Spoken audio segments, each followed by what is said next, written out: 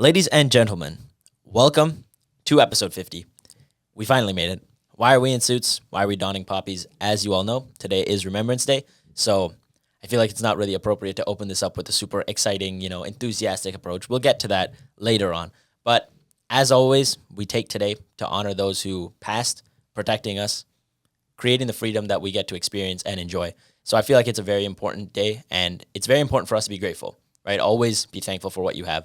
But other than talking about Remembrance Day, we're also going to be talking a lot about respect.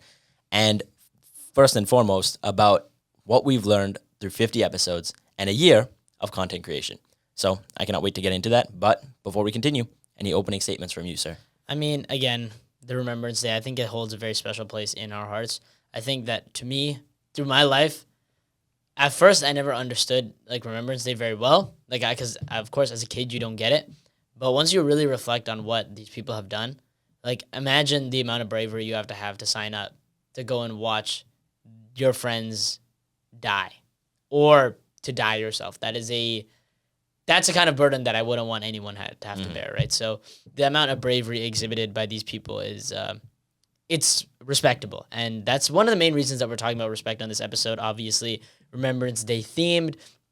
It's very important to show respect for those who have done well. And I think that there's more to it than just the idea of respect, but more that people deserve it sometimes, right? And by showing these people that we appreciate what they've done, I think it adds value to their actions, right? Because if somebody goes to war, and a lot of the time these soldiers, right, they just fight for their country. They're not very involved in the politics of everything. So when they fight in these wars, and then people are like, oh, these wars are meaningless, whatever, blah, blah, blah, blah, blah, it seems to demean what these people went and fought for, right? And maybe they weren't fighting for the right causes, but the truth is that they fought, right? They had the bravery shown to be able to do that. So in and of itself, you have to be able to respect these people, and they deserve that kind of respect, right? And it's showing what you wish in return. When you succeed in life, don't you hope that people would credit you for your successes, for the risks that you've taken, right? Respect you as an individual for what you've done. I think that we would all want that in our lives. So it's important to show it to other people at whatever turn that we possibly can. Yeah, 100%. And I think that as time goes by without a war, I feel like kids become less and less appreciative. God, I sound so old saying that, but it's really true. Like today's day and age, everybody is super, super disrespectful for no reason, especially online, because that's what gets clicks. That's what gets views, right? Everybody's sitting here watching the drama. Oh my God, who does Kai Cenat have on his stream this week? Like they're probably doing some crazy stuff or messing around. Or for example, just destroying stuff or just completely destructive behaviors. That's what is pushed by today's media. I think that a culture surrounded around this negative attitude is detrimental to most people. And we don't acknowledge that enough. Most people sit here and think, haha, it's just funny. But is it really that funny? Like if you sit here and think about the things that a lot of people do to get famous, like pranks that are not really pranks, that where someone actually gets hurt, or embarrassing people, or being super, super awkward and weird in public and just shoving cameras in other people's faces. That's not very respectful of the people around you, bro. And as a content creator, I'm not saying that everyone who goes out there and records in public is a criminal or does something wrong, but I think that everyone commands a certain respect. And in today's day and age, that has been lost. And I think that if you're listening to this, I hope that you treat every single person in your life with respect, regardless of who they are, because you don't really know what they're going through. At the end of the day, there's a saying that if you were in somebody else's shoes, you would act the exact same way that they did. And the thing is, I believe that because you have zero clue about the tragedy and pain they've experienced. So these veterans, for example, when they get extremely upset about the way that they're treated these days, or the perspective that kids have on war without knowing anything about it, of course it's upsetting and frustrating. Absolutely. That is a really scary time to be in. If any of you have watched the movie Saving Private Ryan, pretty sure most people have. Have you watched it? I have not watched it. That's crazy. Because we watched Hacksaw Ridge instead. Oh, okay. So Honestly, phenomenal. I loved watching Hacksaw Ridge. And again, it's interesting because I think that media, the type of media you consume, can definitely influence how you view it, right? After watching Hacksaw Ridge, I was that was one big turning point for me. It was in Social Studies 10, maybe, I think, that we watched it. Yeah. And I was I mean, you always know, when you really hear about these things, you know. But I think that schools don't talk about it very often. they don't talk about how bad it is in war. Like, I mean, that's like the best way I can describe it. That's the most adequate way I can describe it, is that there isn't really a beauty in it. It's just a gruesome thing that people have to go through. And it's hard because schools can't really discuss that, right? They can't talk about that to young kids. So I think that instead of speaking about those kinds of things, if they can instill respect in the kids at a younger age, then once they get older to be able to understand those kinds of principles of like what's actually happening, then it's much easier for them to accept that. And I like what you're talking about. You know, a lot of people in content creation, and I don't want to say everybody, right? But a lot of people are getting famous off of like, you know, clickbaity kind of videos or harassing people in public and stuff like that. And at some point it's like, is it really funny anymore? The problem is that these people put their views, their attention, their fame, their money above their humanity. And that's a scary world to live in. One where we prioritize unreal concepts over our humanity. We want more people to watch us be inhumane than to just be a good person. And that's a terrifying world to be a part of. I wouldn't want anybody to have to live in a world like that where people actually don't want to be humanly respectful to each other. Right? I see people going online and straight up harassing people on the street, or like doing acts inside of some kind of a store or something, and then they're like, "Hey man, we have the authority to ask you to leave, so we're asking you to leave." And then they just don't leave. They keep making jokes and stuff like that. And it's like, at what point is it really funny anymore? Like, maybe you're getting a kick out of it, but you might be doing so much harm to those people's lives. And think about how much effort those people are putting in to try and put food on their tables, right? Those people working those jobs, they're adults who have families most of the time. They're going home to people they care about, and they're only at that job. They probably don't enjoy working as a security guard, having to escort these stupid kids out of the Walmart every single time they decide to make a stupid video. But they're sitting there working hard to try and put food on the table for other people, man. So that's why I get like secondhand embarrassment watching these videos circulate around the internet. Now, a lot of you will just sit here and laugh at them and be like, haha, it's funny. But seriously, you said, at what point is it not funny and just inhumane? I think we've long crossed the point of inhumanity in content creation, because everybody just wants to grab views no matter how they do it, right? And to me, I'm happy with what we've achieved, right? It's been a year of creating this, and we're already on 50 episodes. So many people already follow us and are listening to us every single week. And I'm happy that I get to sit here and do something good, even if it means that I'm going to stay smaller for now. But eventually, it will come to light. Everything you do will come to light eventually. And that's something you really got to understand. Don't take the underhanded path. Treat everyone with respect. And more importantly, treat yourself with respect. Have self-respect, man. You can't sit here, demean yourself, and put yourself down and take this wrong path, because that's not true to who you should be, right? You should be a good citizen, consistently looking to make the world a better place. Like, I think that people get mixed up with the idea of like, oh, I just want to be myself, right? Like, if maybe people get mad at you for being yourself. And that's where like people get confused, because they're like, oh, I'm just being myself. It's not my fault if they get angry. But then you got to question, what are you actually doing by saying be yourself, right? Because if you're genuinely just straight up negatively impacting other people to get popular, is that really who you are? Is that really what you want to be remembered for? Take Jack Doherty, for example, right? He's famous. He's making a ton of money, but in his eyes, is that really who he wants to be? Like, think about how the world sees him. You know, he's the lowest rated YouTuber on the planet. I'm not surprised. You know, I don't know if you know this story about him, but recently he was involved in a car accident. Yeah, the McLaren. And then he forced his cameraman to record while he was bleeding. And you know what he said? What? He didn't even check on the cameraman. The first thing he said to him was, make sure it looks good. Yeah, that's on the camera. That's right? Disgusting behavior. And the thing is, like I said before in previous episodes, I'm not the type of person to go out and call people out, right? That's not really what this channel is about. But at the end of the day, that kind of behavior is unacceptable from any human being, especially to your cameraman. But the truth is here, is I don't think that he's actually that kind of a person. I just think that he's kind of been corrupted by the media of today, right? Yeah, 100%. And he's just become obsessed with like money and views and fame. And again, that's kind of how life goes. But I genuinely don't think that deep down, that's the kind of person that he is. I think that deep down, he probably wants to find a way to be a better person and to actually, make things work. I don't think that he wants to just straight up benefit off of everybody around him and force them all to, be just guinea pigs in his fame. I think that he genuinely might care about his cameraman. Even though he does that kind of stuff, it's just that deep down he hasn't realized what kind of a person that he truly wants to be. So I think a lot of people nowadays are just blinded by fame, media, like social media, the idea of money and that kind of stuff. And people aren't actually purpose driven. They're instead just driven by that whatever goal, the monetary value. But they don't actually reflect and are like, hey, what do I genuinely want to do with my life? Yeah. But now I want to take a moment with you guys. I'm just going to ask you kindly. We're at about 11 minutes in this episode. So I wanted to say, could we just take one quick minute of silence for the soldiers who fought so valiantly for us, just as a sign of respect. So please just sit with us here for just 1 minute in true silence. Thank you.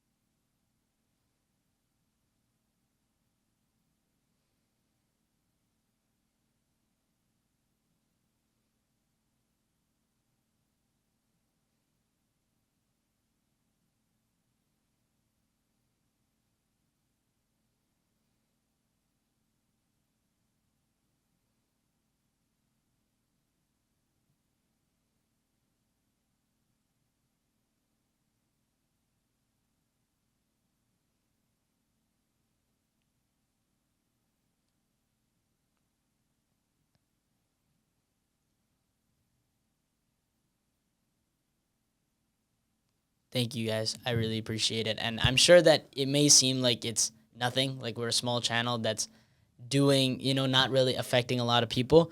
But I think that that kind of a mindset is detrimental, right? Don't think just because your actions aren't felt around the world that they're not felt by anybody, right? Mm-hmm. And I think that it's not so much just about the fact that you're doing this minute. Like, you might ask yourself, what does that really do for the people who suffered? I think that it's not just about what it does for them. Because first of all, obviously you're honoring them and giving them the respect that they deserve long after they're gone. But more importantly, I think that it's nice to show that you have a sense of humanity, right? To show that I respect these people, I honor these people, and that's why I do this. Now, obviously, it's kind of absurd. To be honest, in this day and age, it's tough to sit here for a minute in silence, especially in a YouTube video or a, podcast episode, because most of you are looking for a consistent stream of dopamine or a consistent stimulation for your brain. So that minute might have felt like an eternity. But again, that's just a moment for you to reflect and think about, man, I couldn't last 1 minute sitting here doing nothing. Imagine how many years those soldiers had to go through in the trenches in the worst place. So I'm going to cap off the Remembrance Day section there for this episode. But overall, just remember that we have a lot to be grateful for, that people had to go through terrible things for us to have the opportunities that we do. So don't ever take that for granted, and always push yourself to be better and take full advantage of this amazing opportunity you were given to live in this country, which is free from war for the most part. Right. And again, we're speaking as people from, Canada, people from the western side of the world. So obviously I think we're in a better position to say this than a lot of people. But that idea of, I think, going back to our idea about humanity, right, is just taking that day to truly respect these people can remind you of what it means to be human. Yeah. Right? I think that today's world of individualization, I don't know if that's a word. Individualism. There it is. Yeah. Today's day and age with individualism, people often use other people as tools as opposed to regarding them as people. They're always talking about, like, what can this person do for me? And that's something I see in the business world, which I'm afraid of, as that's what, I'm getting into, is that no matter how I go about my life, I will never see people as stepping stones. I'll never see people as another rung on a ladder to climb, but rather just other companions that can climb with me. Yeah. I don't want to ever use people. And that's the problem, I think, with today's society, is so many people are so focused on just optimizing themselves that they don't care about how it affects the other people around them. That instead they'd rather see themselves succeed in a manner that is not truly important, regardless of everybody else around them. Yeah. So take, Jack Doherty, for example. We were talking about him earlier. is that he'll do whatever it takes to make money, to get famous, to get rich. He'll do whatever it takes. Yeah. But is that really truly what he wants with his life? Mm-hmm. Right? And I mean, I question it. I would, if I could sit down and have a conversation with the guy, I would. I would say, hey man, like, is this really what you want to be remembered for? As the content creator that nobody liked, right? As the guy who forced his cameraman to film after getting into a car accident? As the guy who goes around picking beef with everybody and gets his bodyguard to step in whenever things go bad? Right? Is that the kind of legacy that he wants to leave behind? I don't know. But again, that's one thing that people need to embrace is a little bit of skepticism, is that you're not sure of everything. So with Jack Doherty, I don't know the guy. Who am I to give my critiques on what kind of person he should be, right? Do I think that everything that he puts out on the internet is exactly what he believes, exactly who he is? Absolutely not. Take politicians, for example. How many of them are liars? Let me tell you, 100%. Every single one of them will make statements on press that they don't intentionally or they don't intend on keeping. Yeah. But why do we still trust them? Because we give them the benefit of the doubt. Because we believe that there's a chance, there's a slimmer of good hope that they will do what's right. So sometimes you just got to have that for your fellow human being. Don't believe that everybody's going to be bad. And that's another form of respect. To respect the individual and be like, I have enough respect for you as a human to understand that there's a chance you'll do right. And it's, again, it ties back to hope, is to believe in other people, right? For example, if you take the war veterans, you're going to believe that they did what they did for us, right? To help us, not for any selfish gains. It's not like they wanted to do it for themselves, but even if they did, who does it harm to believe that they didn't? That's my question to you. So what harm is it to you to believe in the good in people, right? To respect each other as individuals. So when you see these people online that you may hate, that you may call a clown, when is it really your place to say? Because why not instead just embrace that idea of respectfulness, to treat them like another human being? Well, true. I think that it is important to treat everyone with respect, 1,000%. But I don't think that if you're just giving your opinion on things, I mean, obviously don't be like super disrespectful with it, but I think it's okay to have an opinion on things. I mean, I don't disagree. I think that people misinterpret opinions and I want to say visors. So the difference is like an opinion is just a thought. Okay. Right? But a visor, I mean, I'm just coming up with this term. It's not like coined by anything, but is when you actually project that opinion onto people. So like, for example, if I see somebody across the street and I see that he's super shredded, let's say, I'm going to think in my head, he probably goes to the gym. That's an opinion. But if I say, oh, that guy's definitely a gym rat, the only thing he cares about is the gym, that's a visor, right? Because now I've blanketed his entire personality to one thing, or that I've created a persona of him, right? So I think that it's okay to have opinions. I think that it's just natural. That's the problem with people is nowadays you can't even have opinions because if people disagree with your opinions, then it's like a big issue nowadays on the internet. But I think that opinions are okay. Visors, that's what I'm calling them now. I feel like there's probably a better term out there, but for now, that's what I'm going to call them. I don't think that's okay. To boil down people's character to the first 30 seconds of meeting them, or even not meeting them, just seeing them, to think that you know more about their lives than you should is, I think it's a fallacy because nobody deserves to be judged off of one moment. Like, think about the fact that if you met somebody and you've lived your whole life with them, you say you know them better than anybody else. Why? Because you've been with them through the ups and downs. You know how they react to every scenario. So when you meet somebody one time, you mean to tell me that you've established that kind of a connection, that you understand them on that kind of a level? Because come on, that's just a lie. Yep. That's just not true. And you're not giving that person enough respect as a human being to say that, hey, they've definitely been through a lot in their lives. So there's more to this character than just what I see. Yeah, 100%. And to be honest, I feel like you've summed it up really well. At the end of the day, treat everyone with respect. And we may come back to that again later. But now, I want to get to the fun part of this episode. Ladies and gentlemen, thank you so much. We have hit 50 episodes, 1 year of videos, and I actually should have checked how many views we have, but I know it's over like 100 I think it's 130,000. 130,000 views total on the channel. How crazy is that? Now, I think that there's a lot to be learned from a journey like this, even though I'd say that it's been a year, but it's something I want to keep doing. So it's not like anywhere near the end of this journey. I feel like we have a long way to go. But I will say, it is crazy that we've been doing it for this long, and we have learned a lot, even though we're not super, super, blown up or anything yet. I'd say that there are a lot of things that I learned along the way. So we're going to get into that. We're going to talk about the highs. We're going to talk about the lows. Oh, yeah. And believe me, this is going to be a real trip for you guys to see a lot about the behind the scenes that goes on when it comes to creating content. So Yeah. let's begin. I'd say we should start way, way, way at the beginning, setting this whole thing up and getting started. Yeah, absolutely. That was probably the hardest thing to do. I don't think you guys understand that this whole thing was not as set up as it is. And even now, there's a lot of things I want to change about it. There's a lot of things I wish I could improve to make the studio a lot better. But if I sat here waiting for that over and over and over again, I never would have accomplished anything. So lesson number one for me, when it came to making this podcast, was not waiting for everything to be perfect, because the perfect time to start is right now. So that's the first thing I learned, because I sat here tweaking this room for a long time, a really long time. You see me looking around because I put a lot of effort into this, into setting up sound panels around the room, painting the entire room a different color. Well, not I the mean, entire room. Okay, there's like a wall or two that might not Yeah. be painted. But point is, painted majority of the room, bought these lighting systems, cameras, tripods, everything. And if I had thought for a second, man, everybody else has such a better setup than me, I gotta keep going, I probably would have spent a lot more money on this setup and then never even started doing it, Yeah, because I was too busy prepping.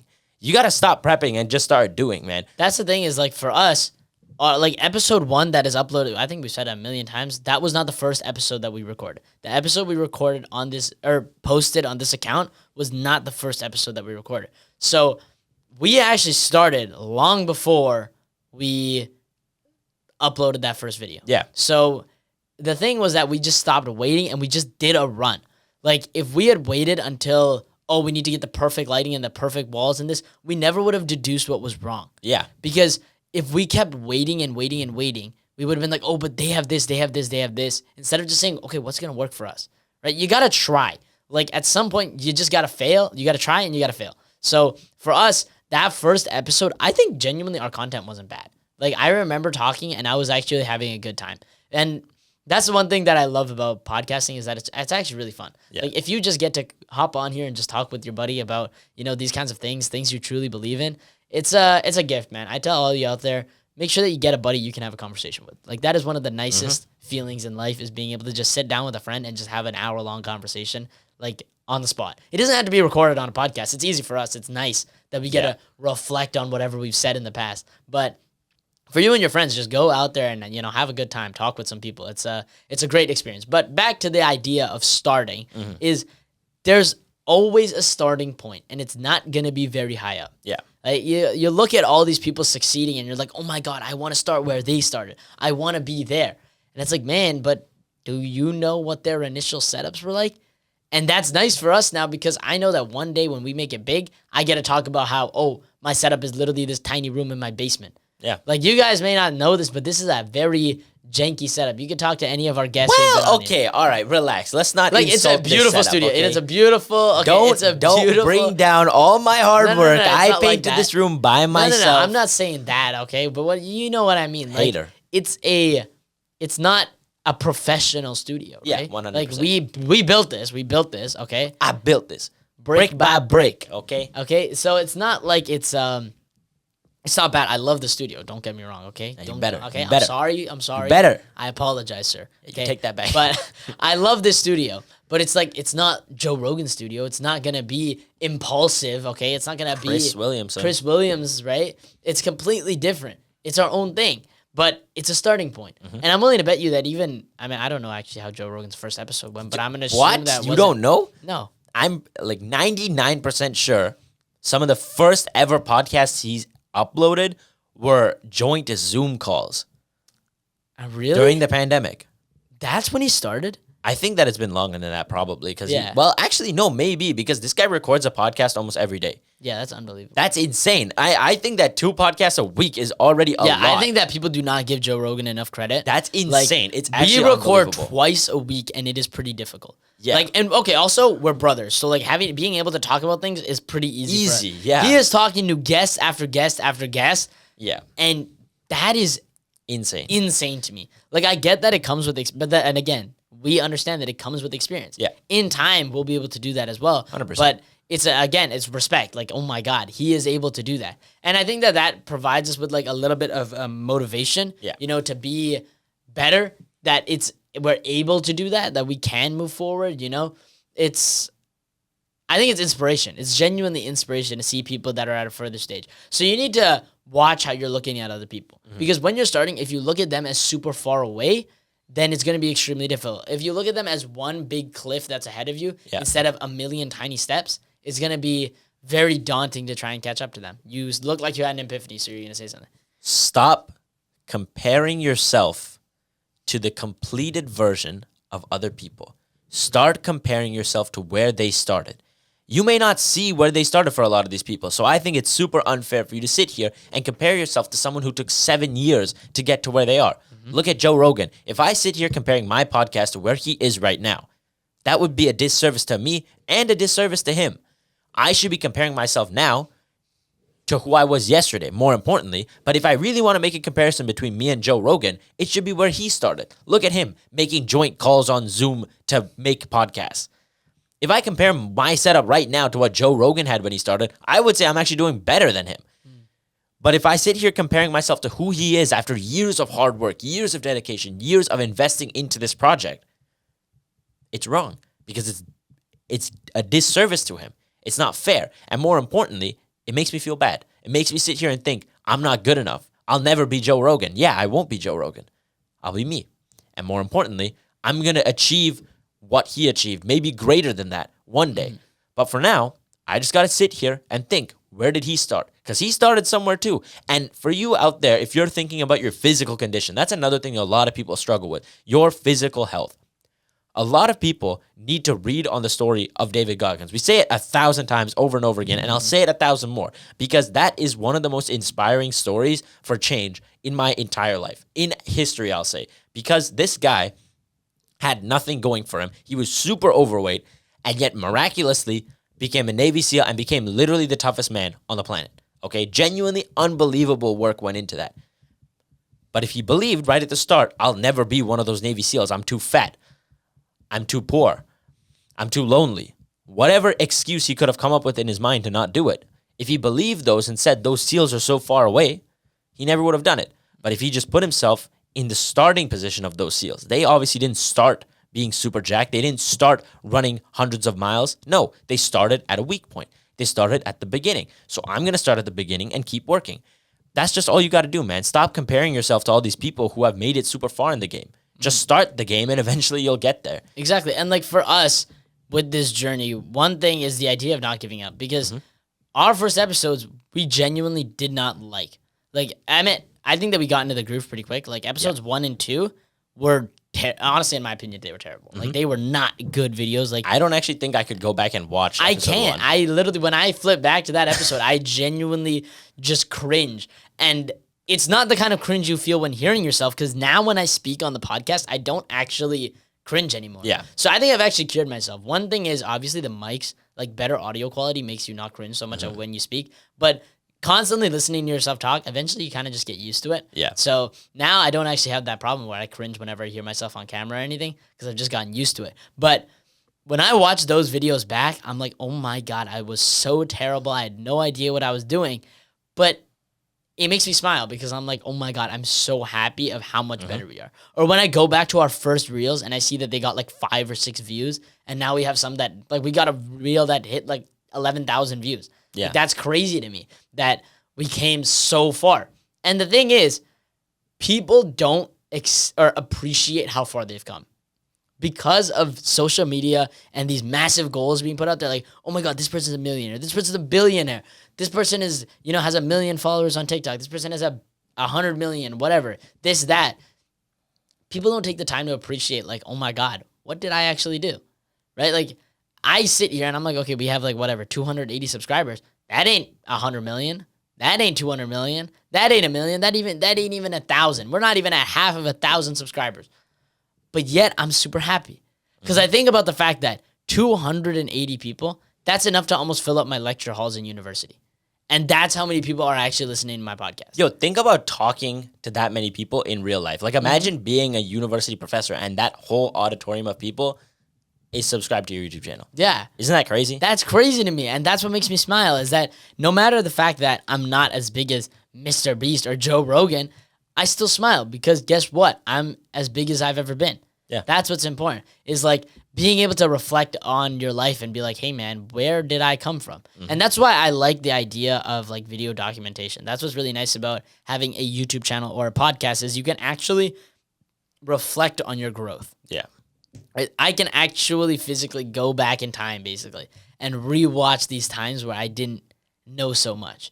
And I think that anybody would kill for the ability to go back in time and just rewatch your life.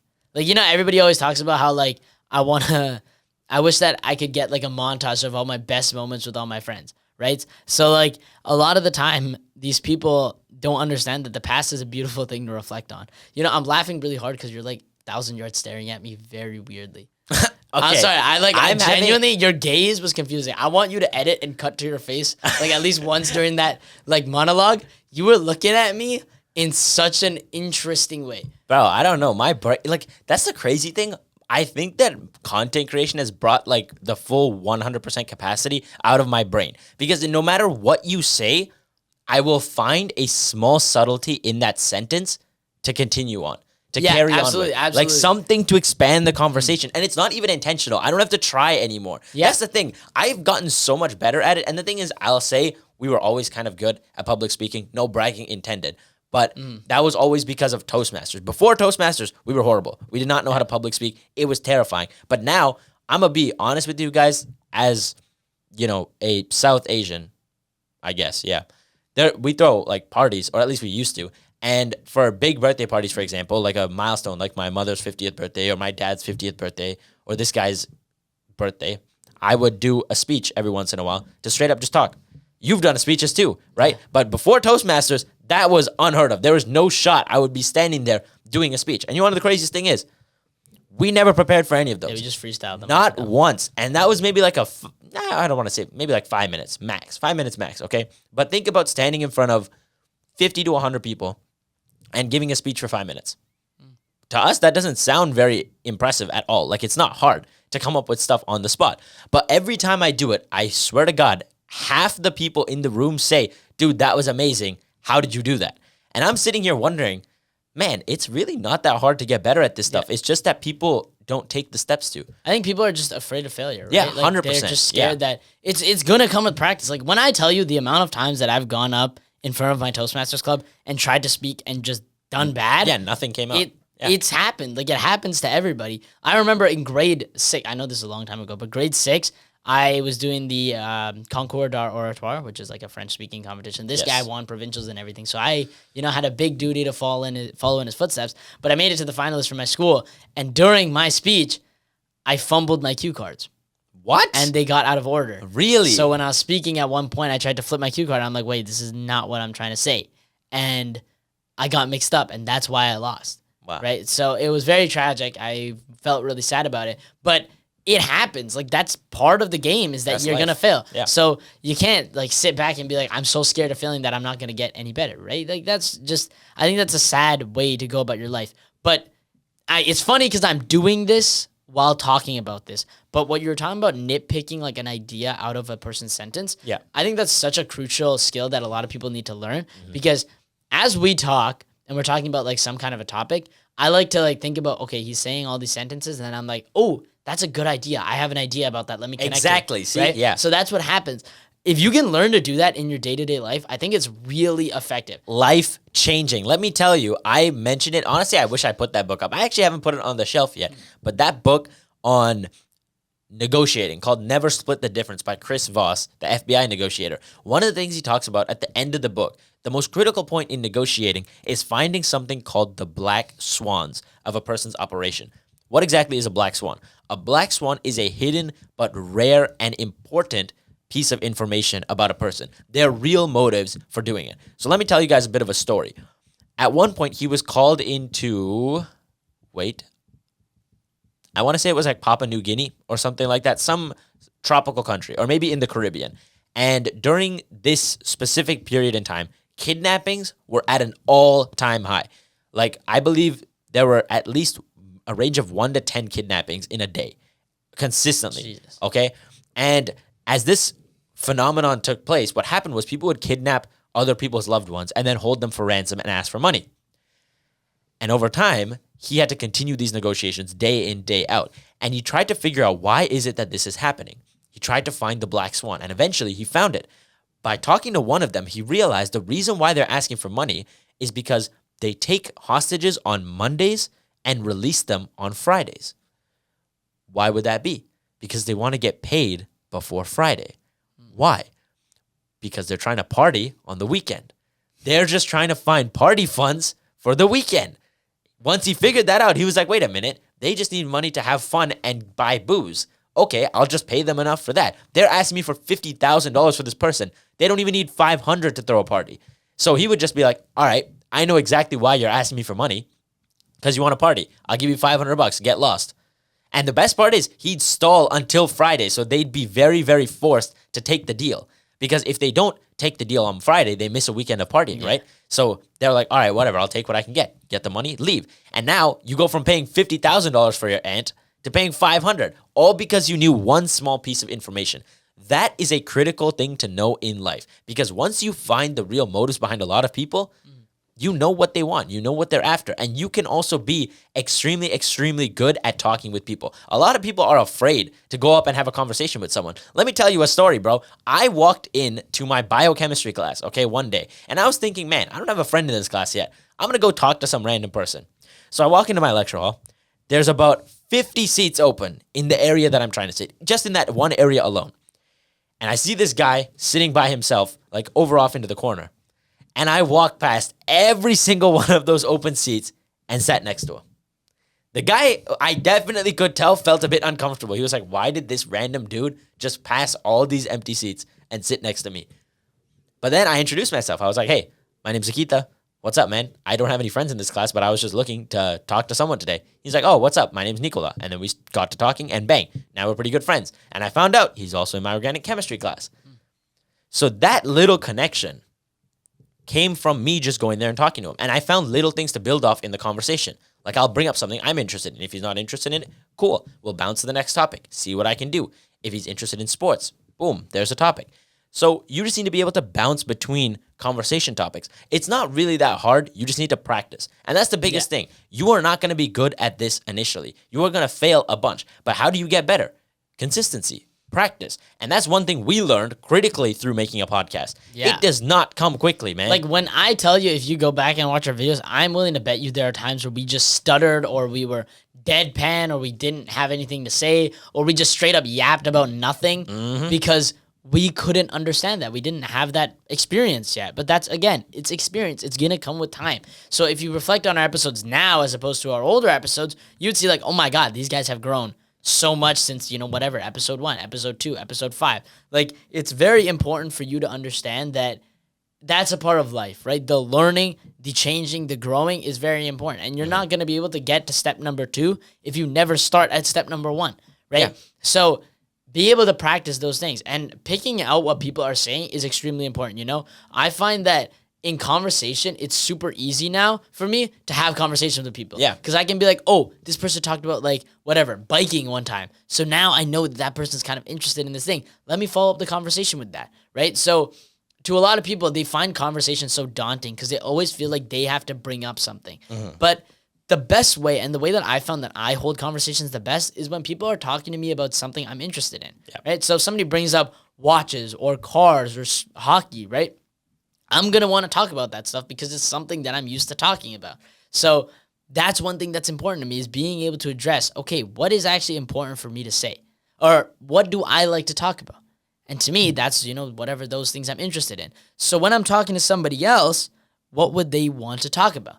Now, whenever they bring up their introduction, I'm like, hey, this is my name. This is what I like to do. I'm like, oh, you like to do that. What about this and this and this? And I found that is the best way to have conversations with people, is to genuinely be interested in what they talk about, right? If you stop thinking about socializing as a way of just as a chore and instead as a gift, your life becomes a million times better. And it becomes so much easier because you're talking to these people. You're like, oh my God, that is actually interesting. I am genuinely interested by it. Like, sometimes I'll talk to people like at events about video games, and I don't play video games anymore, right? But I genuinely still feel like, oh, maybe this would be kind of interesting. And I talked to one of my friends about Overwatch, right? And I haven't played that game in years. And I barely know anything about the new parts of the game, but he explains this stuff to me, and it rings off my head because I don't know anything, but I still feel like, you know what? It's kind of interesting to see how the game changes. Yeah. So even though it doesn't fully concern me, I'm still very interested in his opinions on it. Yeah. So be genuinely interested in other people because they have a lot to offer. So genuinely look for what they're interested in and talk about those things because that's the best way to push conversation is to be genuinely interested. You know what's funny that you bring up Overwatch? I was actually going to show you this today, and I feel like I'm kind of spoiling the surprise by telling you about it now, but I would rather just see your reaction now. They deleted everything on their Instagram. Every single post they've ever made, they deleted it and replaced it with memes. So there's about like 5 memes. And I mean like memes, like just stupid memes. Like a picture of Winston eating peanut butter. And it's like just some dumb text above it. That's it. Like they just uploaded memes for about 5 days. Okay. And then out of nowhere, today and yesterday, they uploaded trailers about going back to OG Overwatch, where all the abilities are back to normal. So Hanzo has his scatter arrow again. And like, That's unbelievable. and Mercy, for example, her ultimate is now like rezzing the whole team again. Oh, actually, The most broken thing ever. But either way, like, see that connection right there. Do you see his reaction? exactly. Even Like- though we don't play this game anymore, that little piece of information was enough to spark his interest in it. Yeah. Right? It's crazy to just think that like we spent a lot of time in our youth playing this game, bro. That is probably one of my favorite games of all time, without a doubt, in my top 5. No doubt. I put so many hours on that game because I loved it. But now I moved on, and it's funny because I saw a video of this guy, and it's him standing in a corner, and he's looking into the chair in his gaming setup, and it's him sitting there playing, and it's his younger self. Yeah. And he looks at it, and he just wonders, man, did I make the right choice by leaving that all behind? And then his future self walks into the room and says, yeah, it's a good thing you left that behind, because while that may be fun, you find a lot more without it. So there's always going to be a time to move on from things, and that's another thing to know. Like, to start this podcast and actually make videos and edit them, it's not easy. Like, it takes time to edit videos. So I had to give up other things in order to find time for this. But that's the thing. Whatever you are passionate about, you can make it work if you just put the time in. Man. Absolutely. And since we were, talking about failure and, moving past it, I wanted to read a little excerpt from a Instagram account called The Real Thinker, real spelled REEL. And I'm just going to read it because it's a relatively long excerpt. So it states, what if, instead of believing that you have failed, you began to recognize that failure is just life's way of moving you in another direction? What if, instead of counting up all the times things haven't worked out precisely the way you imagined they would or should, you considered that perhaps you were being led somewhere better? What if you found awe and reverence in the fact that there is a force so powerful protecting you, perhaps one you cannot even name or see or even believe in, that is refusing to let you have even the things you beg hardest for because there is something else you are destined for? And I just want to say, first off, absolute shout out to The Real Thinker for that. I have not gone through his page that much, but I read that and oh my God, it's just so beautifully put, right? Is you don't need to believe in a God. You don't need to believe in fate or a mystical force, but you need to believe in yourself, right? And at the core of it, I think that's what it is. I think that genuine faith is faith in yourself. It's what Iroh said. Hope is something you give yourself. That is the meaning of inner strength. Hope is inner strength. So your strength comes from believing. It comes from believing in yourself. Even though you can put your faith elsewhere, believing in yourself is so important too. Like, things aren't going to work out. That's a part of life, but that's also a part of the journey. You have to, actually, you know what? It's a part of life. That's what you need to accept, is that failure is inevitable. How are you going to live with it? And more specifically, how are you going to move on from it? How are you going to get better from it? How are you going to improve from it? There's no escaping the reality of failure. So why? It is in your best interest to believe that it is in your best interest. That's a really good way to put it. Yeah. I think that you just got to trust the process, man. Yeah. Trust the process. And more importantly, find opportunities. That's my biggest thing with this podcast, is having the positive attitude, right? A positive mind will always lead you in the right direction, because no matter what, you're going to try and do your best, right? So that's why we started this in the first place, is to make your life better, to make you happier. How do you do it? And it all starts up here, right? There's another quote that I want to use on Quote of the Week one day, but for now, I'm just going to say it here. Everything is created twice. Once in the mind, and then once in reality. So whatever you want to achieve in life, you have to see it first. See it clearly in your mind, and then do everything physically possible to achieve it. So once you have that mental image constructed, it becomes real easy to create it. Think about building a house. What do you start with first? You make a blueprint. Yeah. With that blueprint, you start building house brick by brick. With every stone slab you place, you know you're getting closer. So until you have that blueprint of your life in your head, thinking, who do I want to be? What do I want to achieve? Once you have that figured out, the rest falls together pretty easily. Oh yeah, that's like the idea that it is not. It's simple, but it's not easy, right? Yeah. Is that once it's laid out, the blueprints, it's simple, but it's not going to be easy. That's going to be a lot of hard work. It's going to be a lot of labor. Now, I don't work in construction, so I can't tell you exactly how difficult it is to build a house. Yeah, I already know that it's tough because I have like, friends who work construction. Exactly. So it is 100% a difficult task, but by all means, once that blueprint is constructed, once those instructions are out for you, it becomes a lot easier once you have that kind of a direction. And you're talking about, positivity in your life and how that's one of the biggest things in this podcast. And one quote I wanted to share that I found it really nice. It was that remove the "I want you to like me" sticker from your forehead and place it on the mirror where it belongs. Do you want me to repeat it? Yes, say it again. Remove the "I want you to like me" sticker from your forehead and place it on the mirror where it belongs. Damn. So every day that you wake up, actually, I want to take this back to Theo Vaughn and something he said to me, or not to me specifically, but he said that had a lot of value and meaning to me. He said, I hope that you woke up today and somebody loved you. And more importantly, I hope that somebody was you, right? A lot of people are searching for things elsewhere. I'm telling you that the only thing that you need right now in your life is yourself.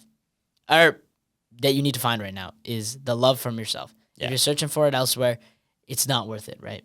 Well, you're not going to find it. Exactly. You're going to spend a lot of time chasing something that I don't think you're ever going to find. Mm-hmm. You're going to run around from person to person looking for something to fill this void elsewhere, but it's not worth it. It's like having a broken leg and hopping from different sets of crutches to different sets of crutches instead of healing the actual wound. Damn. Right? That's a really good way to put it. It's never going to get better. All you're doing is looking for more help, but it's not going to come unless you actually decide to truly heal. Yeah, unless you try to truly help yourself. And that's the biggest thing. At the end of the day, we can say everything on this podcast, but it doesn't matter unless you do what you need to do. Mm-hmm. So that's my biggest concluding remark for this episode is the fact that even though we say what we say, it doesn't matter unless you do what you need to do. Absolutely. So take the advice, try it, try new things because you don't know. Maybe a year down the line, you'll end up on camera with suits on with your best friend, just talking about whatever. So just trust the process, man. Do what you want to do. Don't let anyone stop you from pursuing those dreams because here we are, 50 episodes in, a year later, 280 subscribers, hundreds of thousands of views, and, 100,000 views, okay? And I could not be more grateful. And as always, I know that we say we're very thankful, but I feel like on a milestone episode like 50, it is crucial to say it. Without you guys, none of this would be possible. Whether you're just starting high school, whether you're in university, whether you're a full-grown adult with a job and a family, no matter who you are out there, just know that we appreciate you. We're rooting for you. We hope the best for you. And as always, we're going to continue making episodes that will hopefully bring some light into your life. So stick around with us. We have a long journey ahead of us, and this is just the start. But as always, thank you very much, and take us to the outro, my friend. Thank you guys so much for sticking around to the end of episode 50 of the Brighter Horizons podcast, the big half century. But as always, this episode is no exception. You guys got to stick around just a little bit longer because it is time for quote of the week. Here. Quote of the week, ladies and gentlemen. Big 50. A positive mind will find opportunity in everything. A negative mind will find fault in everything. And that is why it is critical to change the way you think. Every day when you wake up, think about it as an opportunity. Find ways to grow. Find ways to learn. Don't ask, God, why did you do this to me? Ask, God, what can I learn from this? So go out there, be your best self. Learn, grow, and constantly keep working. And as always, I believe in you. Thank you guys so much once again for 50 episodes of Brighter Horizons. We're so happy to be at this milestone alongside all of you. Make sure that you go out there, be respectful, respect the war veterans that serve for us especially, and respect yourself, your fellow human beings, And most of all, appreciate the milestones. You know, you've come far in your life. You're improving, you're getting better, and make sure you live a positive life, y'all. Peace out.